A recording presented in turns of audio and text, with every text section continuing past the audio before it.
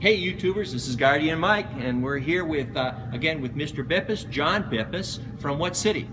Three Rivers. And you're the former president of the Michigan Guardianship Association, and you have a lot to provide, and we're going to do some videos on him later on about real estate, property, and forming community. Community is important. Remember how I told you folks on scaffolding, community, surrounding yourself with caring people? He's an expert about surrounding people with caring people, surrounding individuals with caring people. We're going to come back to Charlene Tope, and Miss Tope, I want to ask you about end of life. What can you tell us about full code status? What does that mean? And then take us from there to evaluating, is it appropriate?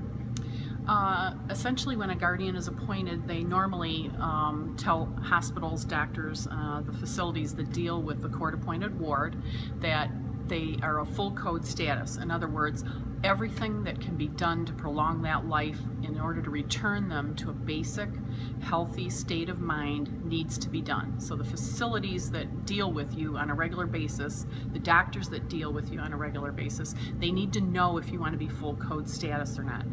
And then as you enter into end-of-life decisions, you need to consider, do I want my ribs broken when the firemen come and compress my chest, or when the ambulance arrives at the nursing home or the adult foster care home?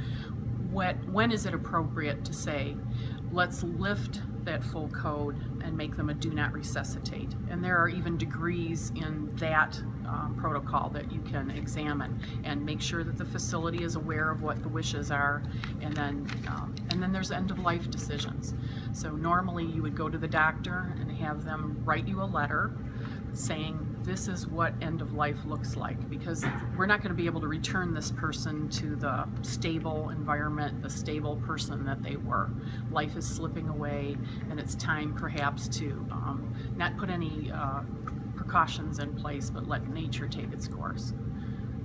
Can many of these things take place in a care conference? If they can, I'd like to follow up with a 2-minute video on care conferencing, approaching care conferencing. Can we discuss these issues at a care conference? Absolutely. Can you have strangers, say like Mr. Bippus, come to the care conference and advocate for you? Absolutely. We're going to fade to black. We'll come back up with our next tape.